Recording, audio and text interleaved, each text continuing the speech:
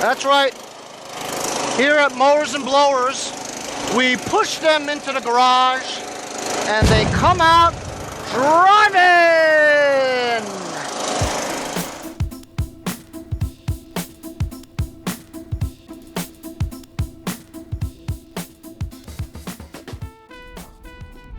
Okay, there's that Jeep that popped away. I just sold another mower for 160 bucks.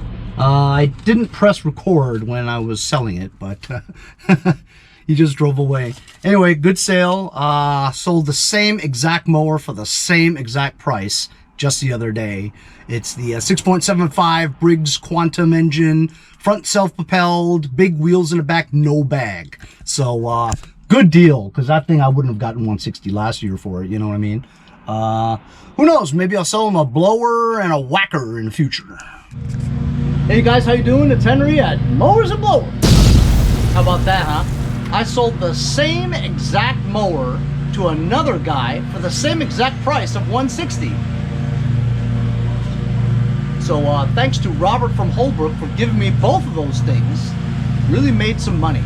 Thanks a lot to Robert for contributing to the channel. Really appreciate it. Also, congratulations to Tim Toro from Hamburg, New Jersey, who won the Stockel Auto Mechanic Fundamentals book that I put on auction, and a lot of people bid on it. People that I recognize, the names. So thank you all for bidding, and congratulations to Tim Toro. I'm sending that book out to you, autographed. Ooh. I have some kind of a connection to this Murray. As you guys know, Murray was my first lawn tractor I ever bought, and the Black Beauty is still going strong over at my mom's house. So I kind of like Murrays. I just need a deck for it. I'm still thinking about whether or not I should try to patch up that bad deck, because honestly, other than adjusting the brakes, all I need is a deck for this to be sold, you know? I'm trying to clean it up a little bit. It was just caked on with all kinds of grease and crap, so I'm using the lineup of Super Clean to get it off. On this side, I just sprayed some of the regular stuff on, let it sit for about a minute or two, and just hosed it off. I got a new hose from a review. It's pretty cool.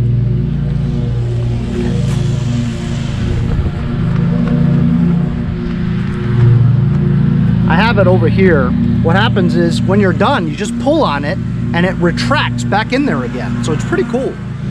So on this side, I haven't done yet. As you can see, there's all kinds of caked on grease.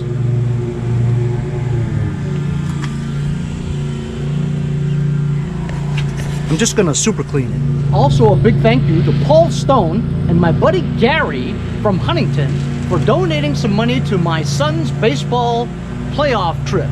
Really appreciate the support, fellas. Thank you so much. I'm gonna use some regular super clean. We're just gonna spray the caked on grease over here. I'm gonna do some more in this area where there's just a ton of grease. And I haven't wiped anything. The super clean, it's got sodium hydroxide in it, kind of like caustic soda, whatever, and it just melts everything there. Now, if you do have some paint and stuff, it could take off paint. This stuff is very, very powerful. As a matter of fact, even when you breathe it in, you can feel it in your lungs. So don't breathe it in too much, you know? But this stuff works great. You never have to wipe anything. I mean, you could, but why do it if you don't have to, right? Now we'll just blow it off.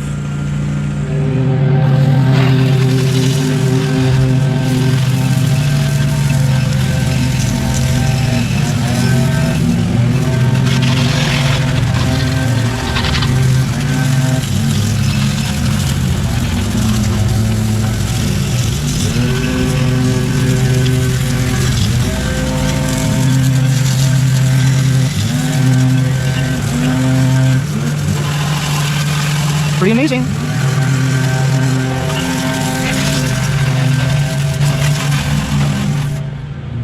Pretty amazing. Didn't scrub nothing. Well, that's a double negative, isn't it? Don't take my word for it, guys. Go check out Super Clean yourself. It really works. Also, you guys may have noticed, a couple of days ago I put ATF in the rear tires. I'm telling you, man, ATF works. All four wheels now hold air. I'm going to address the brakes now, because as you guys recall from when I did a first startup, right, the brakes don't really work all that well, you know. You step on it and it kind of grips, but it has a lot of slippage, you know. So there's an adjustment that you can just simply make by turning a screw, maybe a quarter turn or a half a turn clockwise, to tighten up the brakes. As you can see, it's really dirty here. We're going to spray some super clean and just get all that crap out of there first so we can see what's going on.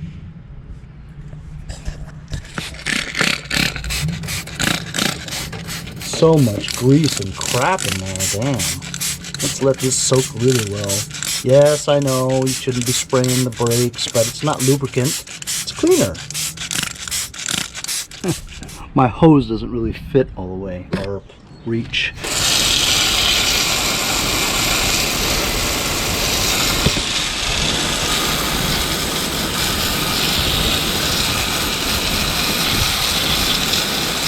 So on the brake caliper assembly, you got one bolt here that holds the right side of the caliper. There's another bolt behind there that holds the left side of it. And the center one is supposed to be the adjustment one. So I'm just going to turn it clockwise, quarter turn. And it seems to be moving. I'll just move it a half. And let's see if I press down on it, does it move? And I'll be able to look at the video because I can't see it.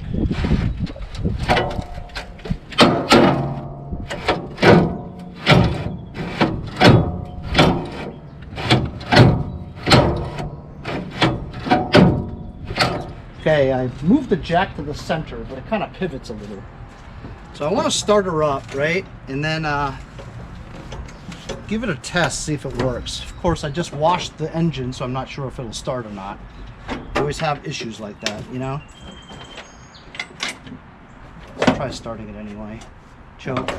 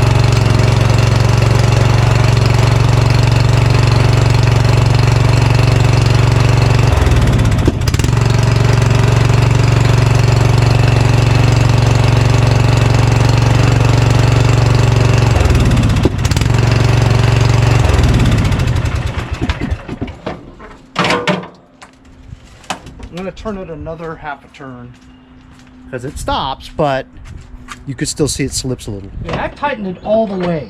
It doesn't seem to be stopping. I have a feeling that maybe the pads are gone.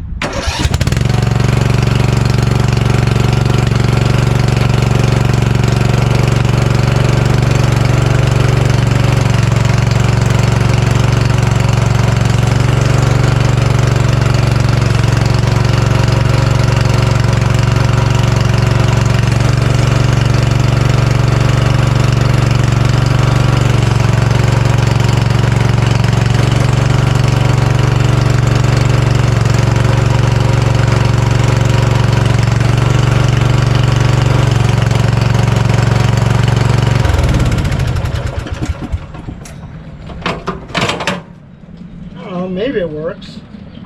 I think I should test it just by moving around this driveway. Because if it's up in the air, it's not really predictable how it works, you know?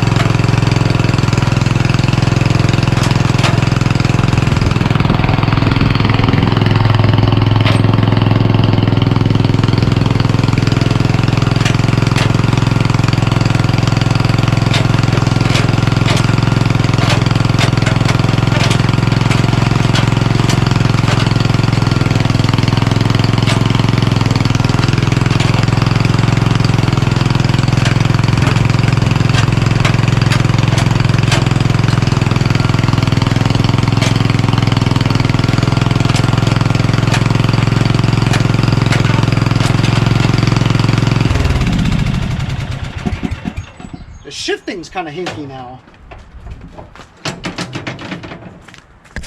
I just sprayed some lubricant around the shifting area. Butter. Felt differently when I was on it though.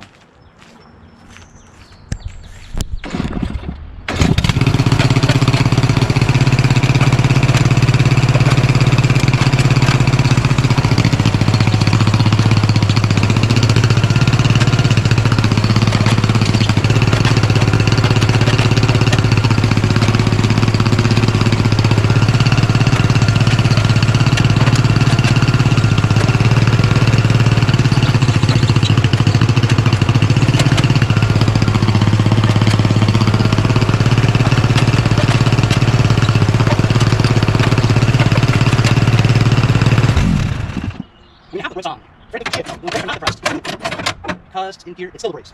It's still the brakes because I have to step on the brakes all the way down, and that in turn gets in the way of the shifting because the gears are probably moving, and because of the deep pressing that I'm doing, it's always difficult to get these son of the bitches off, you know?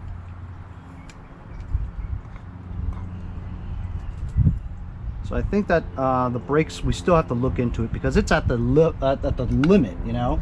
So I'm pretty sure that it's messed up. It's just an E-clip here.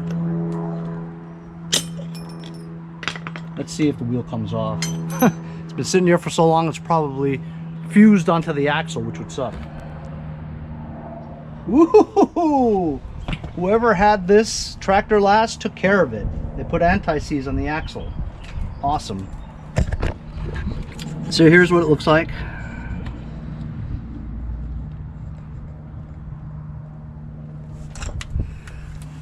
I'll have to try to remove this caliper and this bolt and that bolt to remove the caliper, also the middle part to get the whole assembly off, and we'll check out how the brake pads are.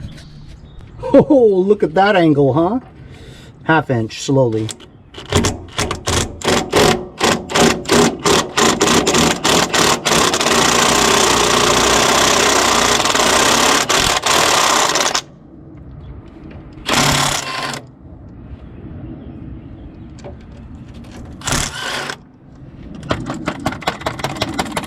Now it's 7/16, I believe, to get the two side ones off.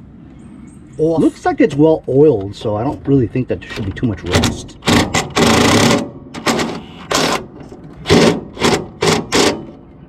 But stripping it is a different story.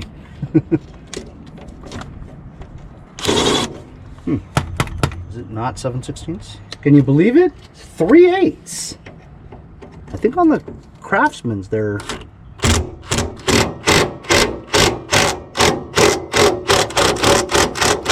Turning. Yeah, usually you strip those because they put Loctite on them. This is good. Let's hope we have that kind of luck on this side. Go slow.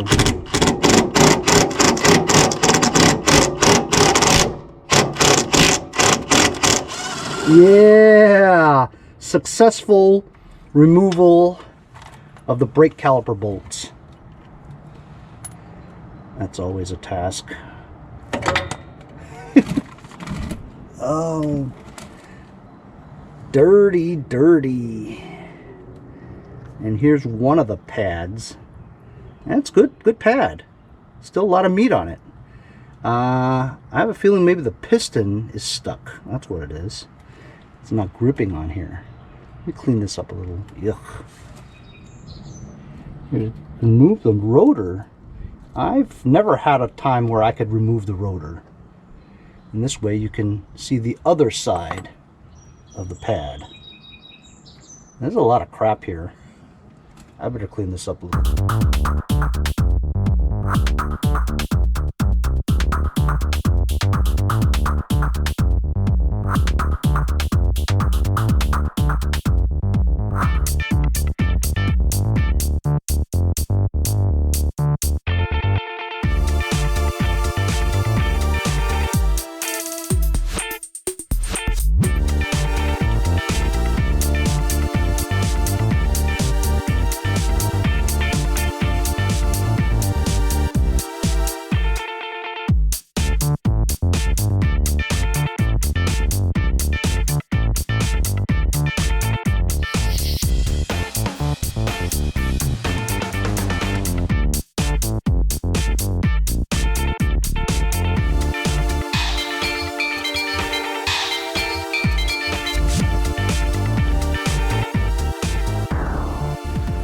So, as you guys saw from time lapse, I took the whole caliper apart, and my concern was that the brake pads were probably worn out completely, or the pistons, the two pistons that push the brake pads onto the rotor, were seized.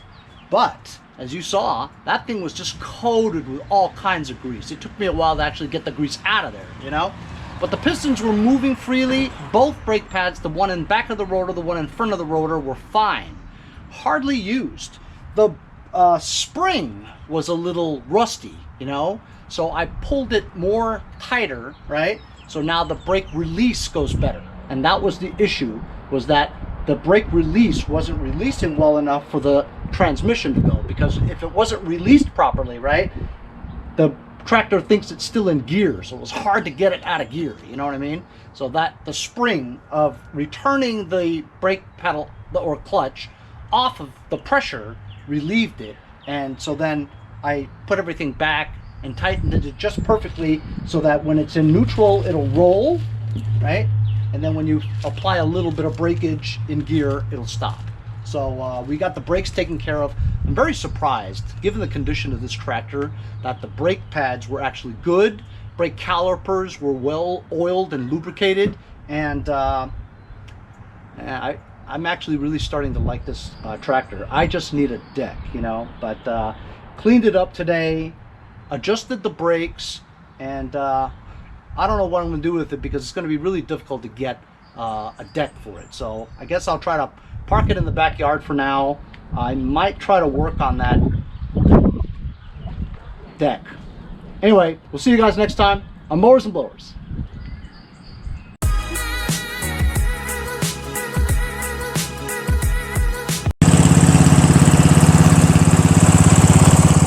See you guys next time on Mowers and Blowers. Hey, if you guys enjoyed the video, remember to give me a like. Also, comment below. Subscribe. Remember, it doesn't cost anything to subscribe. It's free, right? Also, hit that little bell. That way you'll get post notifications whenever there's a new video, and you won't miss out on any of them.